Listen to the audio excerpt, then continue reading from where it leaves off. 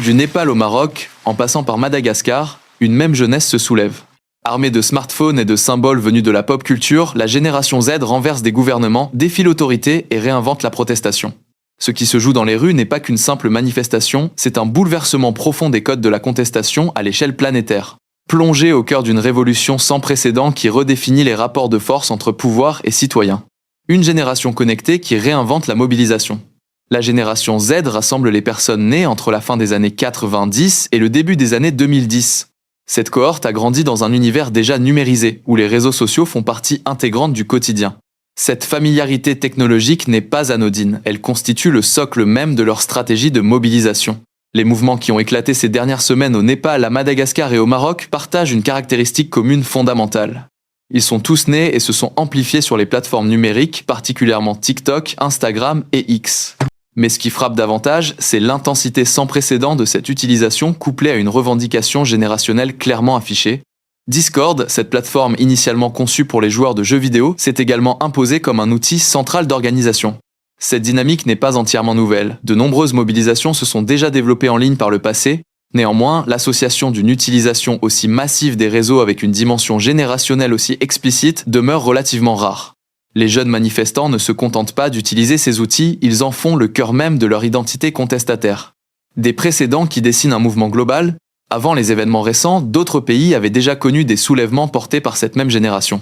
Le Sri Lanka en 2022 et le Bangladesh en 2024 ont vu leur jeunesse descendre dans les rues avec une détermination comparable.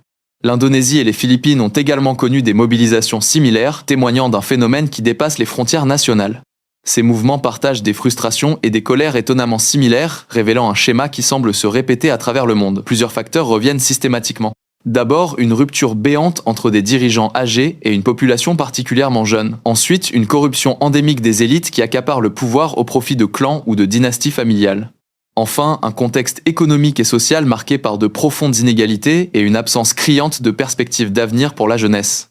Cette combinaison explosive crée un terreau fertile pour la colère et la révolte. Les jeunes générations, confrontées à un avenir incertain et à des élites déconnectées de leur réalité, trouvent dans la mobilisation collective une voie pour exprimer leur ras-le-bol. Le Népal, quand la rue fait tomber un gouvernement. Le Népal offre l'exemple le plus spectaculaire de cette nouvelle forme de contestation. Un soulèvement inédit a conduit en quelques jours seulement à la démission du gouvernement il y a quelques semaines. La mobilisation, lancée sur les réseaux sociaux, a pris une ampleur considérable après avoir été violemment réprimée par les forces de l'ordre. La répression brutale a paradoxalement renforcé la détermination des manifestants. Au total, au moins 72 personnes ont été tuées selon les derniers bilans disponibles. Ces morts ont transformé une protestation en véritable mouvement révolutionnaire capable de faire plier un pouvoir en place. L'organisation horizontale constitue l'une des caractéristiques marquantes de ces mobilisations.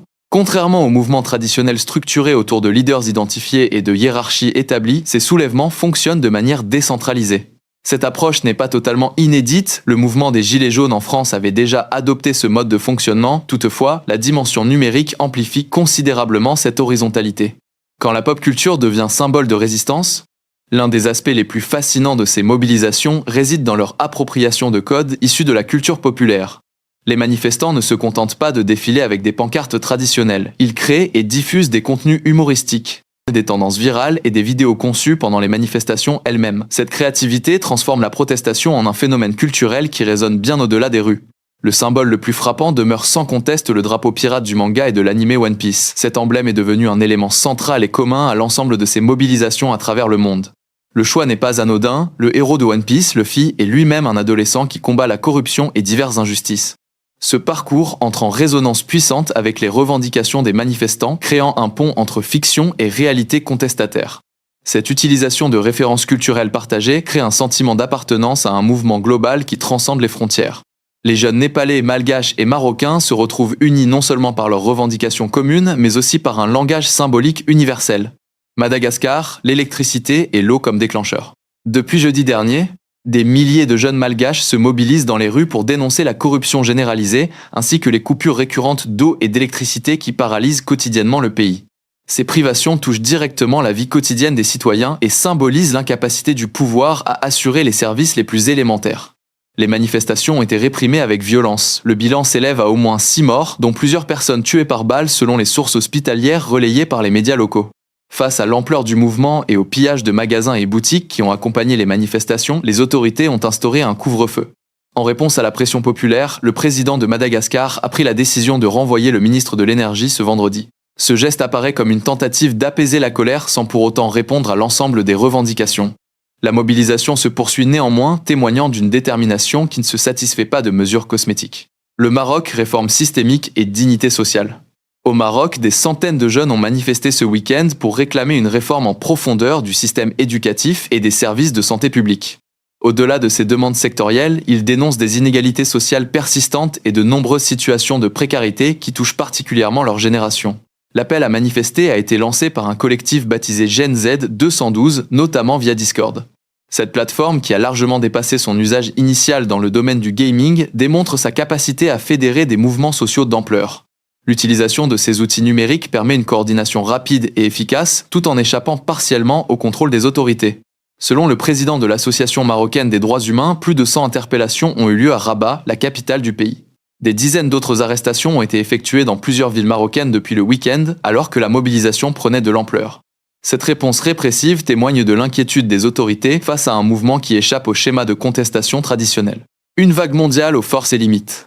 Bien que chaque mouvement conserve ses spécificités nationales et des revendications parfois différentes, de nombreux observateurs estiment qu'il existe bel et bien un mouvement commun.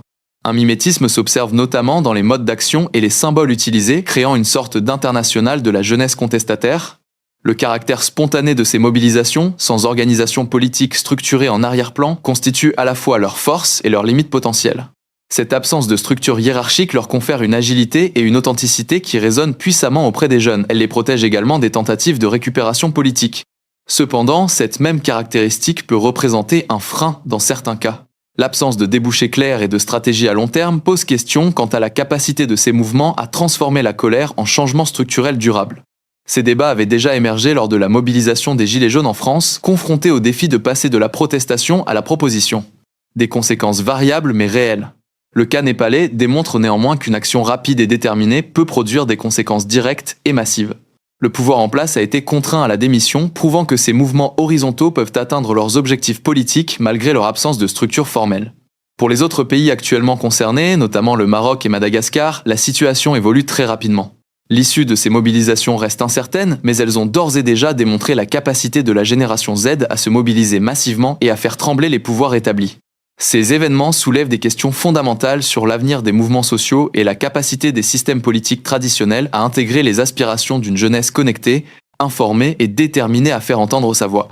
L'actualité internationale en bref. Parallèlement à ces mouvements de contestation, plusieurs événements majeurs marquent l'actualité internationale. Le président ukrainien Volodymyr Zelensky a déclaré samedi au Guardian que Vladimir Poutine se préparait à attaquer un autre pays européen. Selon lui, le président russe pourrait ne pas attendre la fin de la guerre en Ukraine pour ouvrir un autre front.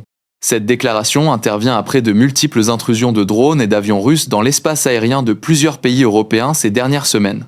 Des avions de chasse russes ont survolé l'Estonie pendant 12 minutes il y a 10 jours, des drones russes ont été repérés en Roumanie et en Pologne, des appareils potentiellement russes ont également été aperçus à plusieurs reprises au Danemark et en Norvège ces derniers jours. Volodymyr Zelensky estime que la Russie testerait ainsi la capacité de l'Europe à défendre son espace aérien. La Russie a toujours nié son implication et rappelle qu'elle n'aurait aucun intérêt à provoquer l'OTAN. Plusieurs experts interrogés considèrent qu'une attaque russe sur un pays européen ne constitue pas pour l'instant une hypothèse sérieuse, la Russie investissant déjà massivement dans la guerre en Ukraine. Proche-Orient, un plan de paix en gestation. Donald Trump a reçu lundi le Premier ministre israélien Benjamin Netanyahou à la Maison-Blanche. Le président américain devrait lui présenter un accord de paix visant à mettre fin au conflit dans la bande de Gaza. Ce plan contiendrait 20 et 1 point selon le Washington Post. Parmi les propositions figure la libération des otages israéliens toujours retenus à Gaza par le Hamas en échange de prisonniers palestiniens détenus en Israël. Le plan prévoirait également le retour de l'aide humanitaire acheminée par l'ONU dans la bande de Gaza, un retrait israélien du territoire et une gouvernance de Gaza sans le Hamas. Présenté la semaine dernière à certains pays arabes et musulmans soutenant la Palestine comme l'Égypte, la Turquie, le Qatar ou le Pakistan, le plan aurait reçu un accueil favorable. Reste à savoir s'il sera accepté par le gouvernement israélien puis par le Hamas. Parallèlement, une tribune signée par plus de 130 personnalités réclame que la France et la Belgique protègent diplomatiquement les bateaux et les flottilles humanitaires qui tentent de percer le blocus de Gaza par Israël. Cette initiative fait suite à la décision de 16 pays, dont l'Espagne et l'Irlande, d'accorder une protection diplomatique à leurs ressortissants embarqués sur ces flottilles. À France, menace contre une magistrate. La présidente du tribunal qui a condamné l'ancien président de la République Nicolas Sarkozy dans l'affaire du financement libyen est la cible de menaces de mort sur les réseaux sociaux depuis jeudi. Nicolas Sarkozy a été condamné à 5 ans de prison pour association de malfaiteurs dans cette affaire liée au financement de sa campagne présidentielle de 2007. Il a fait appel de cette décision, mais devra rester incarcéré dans l'attente d'un éventuel nouveau procès. Depuis l'annonce de sa sentence, Nicolas Sarkozy dénonce une haine des magistrats à son égard. Emmanuel Macron a réagi sur X en déclarant que les décisions de justice peuvent être commentées ou critiquées dans le débat public, mais toujours dans le respect de chacun. Les auteurs de ces menaces seront poursuivis et 2 enquêtes judiciaires ont été ouvertes. Ingérence étrangère présumée en France. Il y a du nouveau dans l'affaire des 9 têtes de cochons retrouvées devant plusieurs mosquées en Île-de-France début septembre. 11 personnes ont été arrêtées lundi en Serbie. Un ressortissant serbe qui les aurait entraînées serait toujours en fuite selon le ministère de l'Intérieur. Ces personnes sont soupçonnées d'avoir jeté de la peinture verte sur le mémorial de la Shoah, plusieurs synagogues et un restaurant juif, ainsi que d'avoir déposé des têtes de cochons près de sites religieux musulmans en Île-de-France. Elles sont également accusées d'avoir réalisé d'autres opérations d'incitation à la haine en Allemagne. La police judiciaire avait expliqué le lendemain de la découverte le 10 septembre dernier que ces têtes de porc avaient été déposées par des personnes de nationalité étrangère qui ont aussitôt quitté le territoire. Elle a dénoncé une volonté claire de semer le trouble en France, évoquant une ingérence étrangère. Selon une source proche du dossier, la justice française soupçonne la Russie d'être à l'origine de ces actions. Europe, un réchauffement climatique accéléré. L'Europe se réchauffe 2 fois plus vite que le reste du monde, a alerté lundi l'Agence européenne de l'environnement. Dans son rapport publié tous les 5 ans, elle explique que l'alerte la plus forte concerne la biodiversité, avec une pollution provoquée par la surexploitation agricole et industrielle qui met en danger la faune et la flore sur terre, en mer et dans les airs. Le rapport note qu'1 tiers de la population du continent européen manque d'eau et que 81% des zones naturelles protégées sont dans un état médiocre ou mauvais. Cette accélération du réchauffement ne signifie pas que les Européens font moins d'efforts.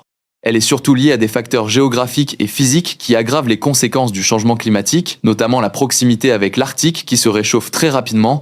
L'agence recommande de poursuivre le développement des énergies renouvelables et de continuer les efforts pour réduire les émissions de gaz à effet de serre. L'histoire s'écrit sous nos yeux. Restons attentifs, car les prochains jours pourraient tout changer.